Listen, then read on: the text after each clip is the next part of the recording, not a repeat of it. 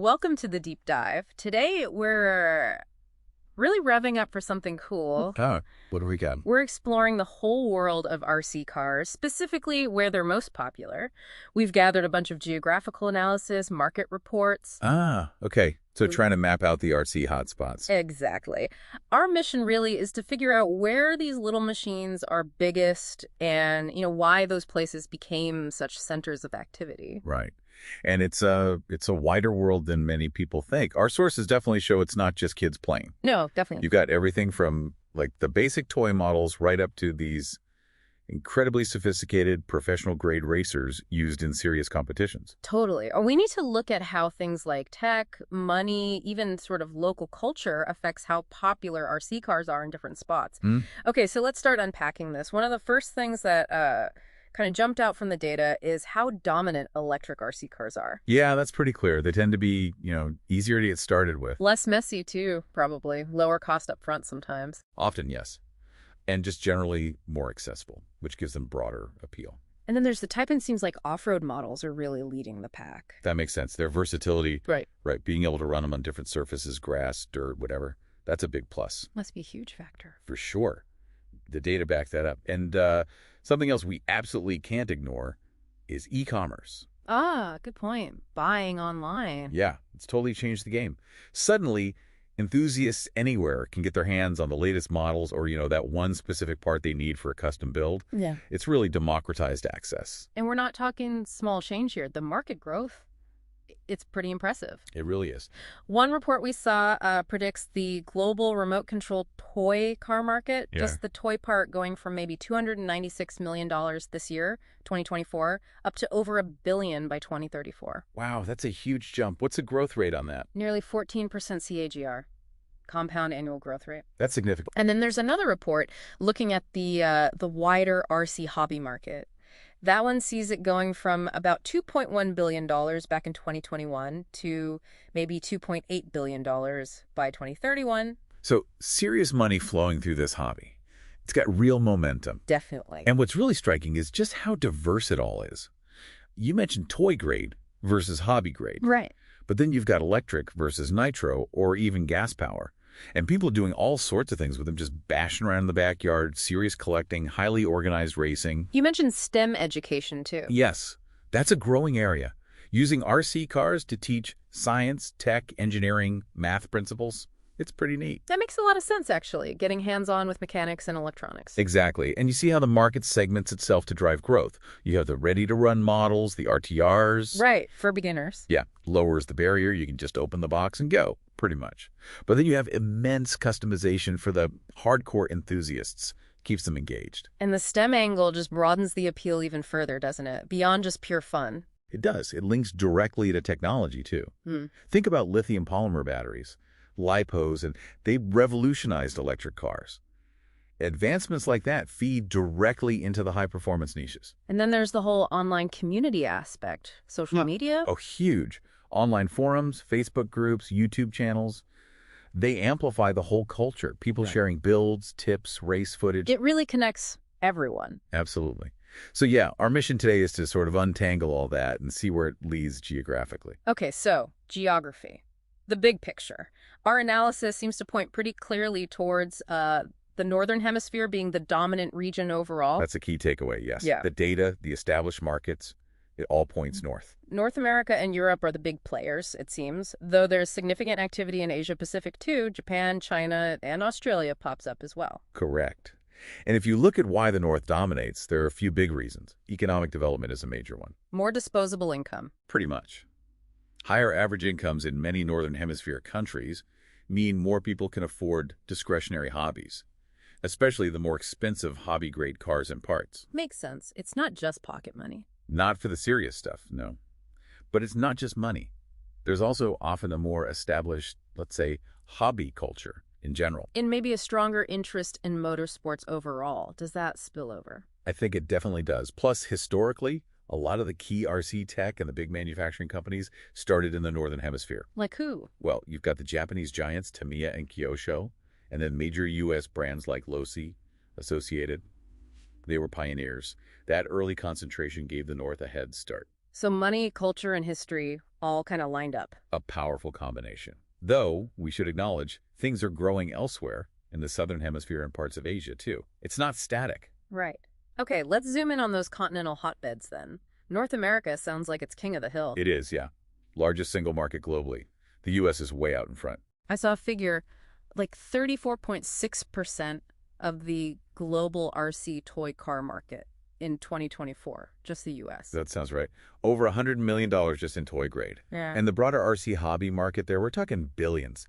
Projected to hit, what, $3.2 billion by 2031? So what makes North America, especially the U.S., such a powerhouse? It's this really mature, interconnected, enthusiast ecosystem. It's not just sales volume. What do you mean by ecosystem? Well, you've got major manufacturers based there, like Traxxas and Losi pushing innovation.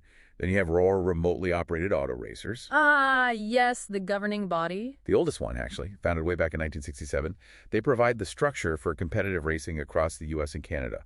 Hundreds of clubs, thousands of members. So manufacturers, a governing body, local clubs. Exactly. Plus sanctioned events, big online communities. It all feeds into itself. Innovation drives participation. Rules keep things fair. Clubs build community. It's a whole synergistic thing. Like a well-oiled machine. Yeah. A miniature one. Okay, Europe. Another major hub, right. Strong hobby tradition there, too. Very much so. Active racing scene. The UK, Germany, Sweden are particularly prominent. Sweden actually has a really high number of hobbyists per capita. Interesting. And Europe has its own big governing body. Yep, EFRA. The European Federation of Radio-Operated Model Automobiles. Started in '73. They coordinate rules, technical specs, big championships across, I think, 32 per countries now. So a similar structure to ROAR, but pan-European. Kind of, yeah.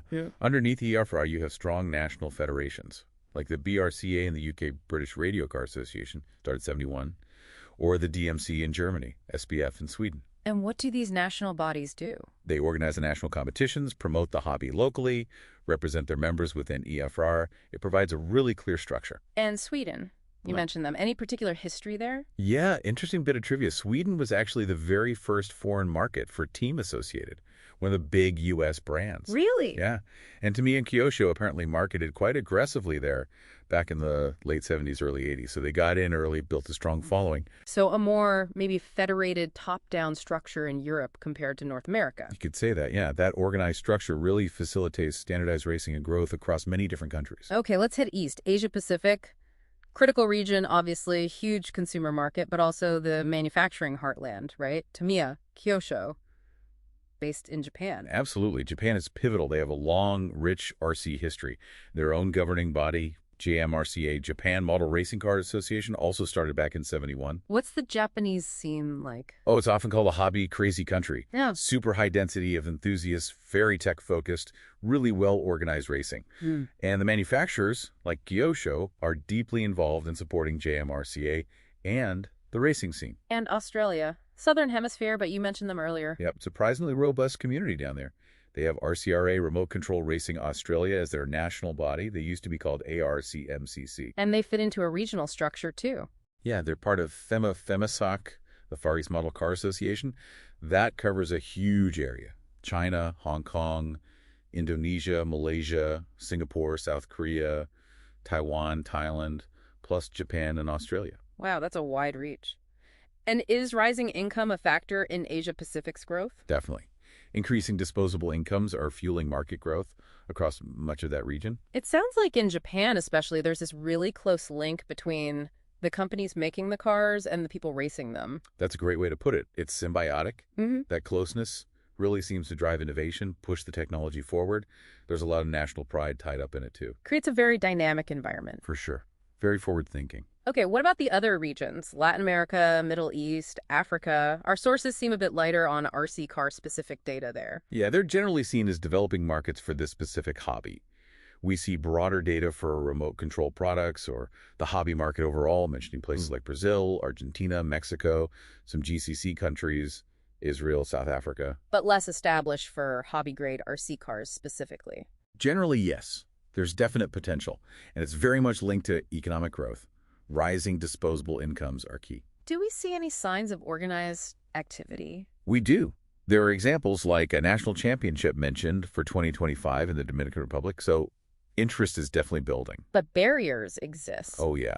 Lower average incomes are a hurdle for the pricier hobby-grade stuff. Import costs can be really high, too. And infrastructure, Yeah. tracks, shops. Exactly. Limited access to specialized retail, fewer dedicated tracks, fewer organized clubs compared to the big regions. So you might see more focus, initially at least, on the more affordable toy-grade models for casual play. So untapped potential, but it needs the right economic conditions and infrastructure development to really take off. Precisely. It's contingent on those factors. All right, let's zero in on some of those specific national strongholds we've touched on, the countries that just keep coming up. U.S. and Japan are obvious leaders. Undisputed titans, yeah. U.S., massive market share, home to Traxxas, Losi, the influence of ROA since '67.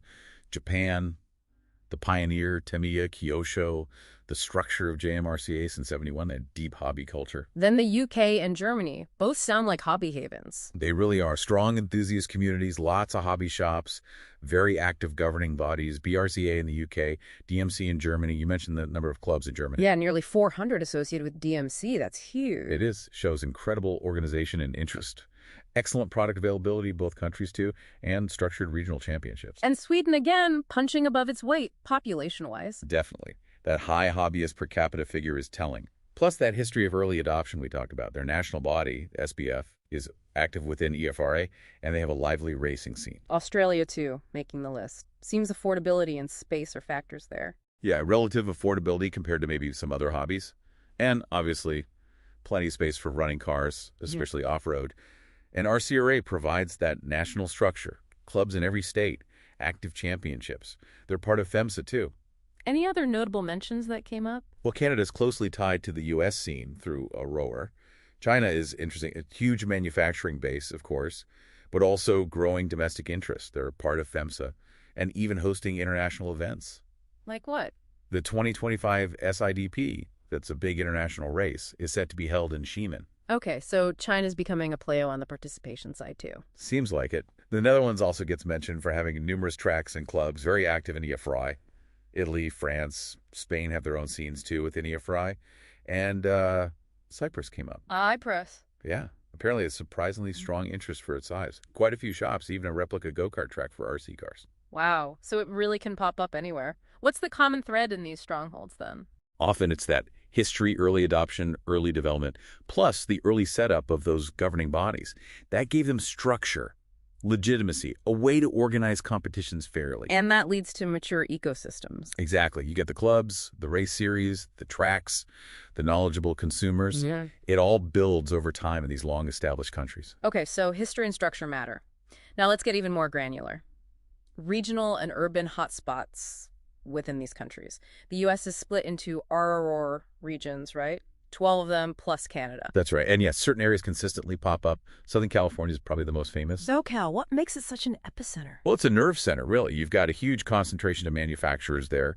Associated, Losi, Proline, Techno are all based in or around SoCal. Okay, that's massive. Plus, a really high density of famous tracks like Roadrunners RC Club up in Ventura County. Yeah. And just a massive, passionate enthusiast base. Any other U.S. hotspots? Dallas-Fort Worth area in Texas is strong. Traxxas is headquartered near there. Minnesota actually has a surprisingly active scene. We see specific events mentioned in places like North Carolina, Florida, Iowa, Mississippi. Roar activities are spread out, but SoCal is kind of the heartland. Got it. How about the UK BRCA regions? Yeah, they have regional series across England, Scotland, Wales. Yorkshire and Humber stands out. The Halifax track is legendary. Halifax, right? Heard of that one. And the Southeast region around Milton Keynes, MKRCCC track there has hosted huge events. Yeah. That area, Kent, Surrey, Essex is very active. East Midlands, too. So specific tracks often anchor a region. Often, yes. They become focal points, draw people in, build that local community. Germany, DMC has 5 sporting districts, I think. Correct. And North Rhine-Westphalia seems particularly dense with tracks and clubs. Places like Gescher, Herstal, Wuppertal. Why there, do you think? Probably population density, strong industrial base, maybe translates to more people with technical interest. Bavaria is also very strong, lots of clubs and tracks there too. Baden-Württemberg, Lower Saxony, activities widespread but concentrated in certain areas. Sweden, we mentioned Västra Götalands land. Yeah, around Lidköping. That club, LRCK, is a major hub, hosts national events. Gothenburg area too. Stockholm and Skåne regions also have key clubs and tracks. Australia, focused around the big cities. Largely, yes. New South Wales, around Sydney, they've even hosted IFMAR World Championships there. Queensland, around Brisbane, England Park Raceway is well known. Victoria, near Melbourne. Western Australia, around Perth. Clubs exist in all states, but activity clusters near population centers. And Japan, where are the key spots there? JMRCA branches. Yeah, the Kanto region around Tokyo is huge. Ibaraki Prefecture has the famous Yatabe Arena and Tsukuba RC Park. Kanagawa, Chiba too. In the Kansai region, Osaka, Nara, places like RC Maniacs Arena. These areas often host the big national championship events. So it seems like these hot spots often revolve around anchor institutions, maybe a world-famous track or a concentration of hobby shops. That's a great term for it. Yeah. Yeah, those flagship tracks like Yatabe Arena, Halifax, England Park, Roadrunners, or major retail hubs like Akihabara in Tokyo, or maybe even a big trade show like Hobbymesse Leipzig. They act as magnets. They become the center of gravity for the local scene. Exactly. They provide the space, the resources, the expertise, and that crucial sense of community. Okay, so pulling back a bit, what are the fundamental dynamics, the underlying forces making these places thrive? Well, number one has to be technology, right? It's constantly evolving. Brushless motors, Yep. LiPo batteries. Yep, material science making things lighter and stronger, 2.4 gigahertz radios for reliable control, better electronic speed controllers, even things starting to creep in, like smartphone control, GPS, maybe even AI down the line. Keeps things fresh, exciting. Then the economic factors we discussed. Disposable income. Crucial. Hobby grade can be a significant investment. The cost of cars, parts, batteries, chargers, it adds up. Affordability varies massively by region. And the social side, the community. Hugely important. The hobby culture, the Wow. community feel. It's fueled by racing events, from tiny club races right up to world championships. Online forums, social media groups, the whole customization scene with aftermarket parts that keeps people hooked. Accessibility, too, right? How easy is it to get into? Yes. E-commerce growth has been massive, making parts available globally. But physical hobby shops are still really important too. Why is that? Expert advice, hands-on help, seeing things in person, and they often act as local community hubs.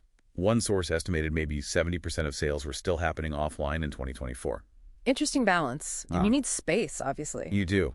Yeah. Especially for off-road or large-scale models or RC aircraft. Availability of public land or, crucially, those purpose-built tracks, indoor, outdoor, different surfaces makes a massive difference. We touched on education STEM learning. Yep, that's another driver. Plus developing fine motor skills, hand-eye coordination. It has benefits beyond just fun. And finally, those governing bodies, ROAR, EFRA, JMRCA. Absolutely pivotal. They set the rules, sanction the events, ensure fair competition, provide that structure we talked about. So it's this mix. Global trends like tech and e-commerce meeting local factors. Exactly. It's how those global opportunities intersect with positive local execution. Yeah. Good clubs, available tracks, supportive community, stable economy, effective organization, like Sweden grabbing those early opportunities. You really need to look at both the big picture and the local details. Definitely. It's a nuanced picture. Okay, let's try and wrap this geographical tour up. We've seen that clear Northern Hemisphere dominance, North America, Europe, Asia Pacific leading the charge. While acknowledging growth potential elsewhere, like Latin America, the Middle East, Africa. We've pinpointed those national strongholds, US, Japan, UK, Germany, Sweden, Australia, among others, each with its own history and ecosystem. And we've drilled down into regional and urban hotspots, seeing how specific tracks, manufacturers, or communities create these vibrant centers of activity, from SoCal to Yatabe Arena. And looking ahead, we can see trends emerging. Continued growth potential in developing economies, for sure. Yeah. The increasing role of STEM education. More product innovation? Always. More customization, maybe more focus on sustainability. Digital communities will keep growing and connecting people. And perhaps more non-recreational uses, too. Military or police training, for example. It really does feel like a very dynamic and pretty resilient hobby. I think so. It faces competition, from video games, other demands on time and money, economic pressures. But it adapts. Seems to. New tech like AI or GPS could bring fresh appeal. It caters to diverse interests: racing, bashing, collecting, building, learning. The communities are strong. RTR models make it accessible. E-commerce expands reach. So its future popularity probably rests on keeping that innovation going and strengthening those communities. I'd say so. Continued innovation, diversification of appeal, and nurturing those vital community structures seem key. Okay, so as we park this deep dive, here's something for you, the listener, to think about. We've talked a lot about where RC cars are popular and why. Considering all those regional dynamics, what untapped potential might exist in places where the hobby is currently less prominent, and what specific factors, maybe economic, maybe infrastructural, maybe cultural, could be the key to unlocking that potential, bringing this, let's face it, pretty fun hobby to even more people around the world. Good question to ponder. That's your mission until next time. Thanks for joining us on the Deep Dive.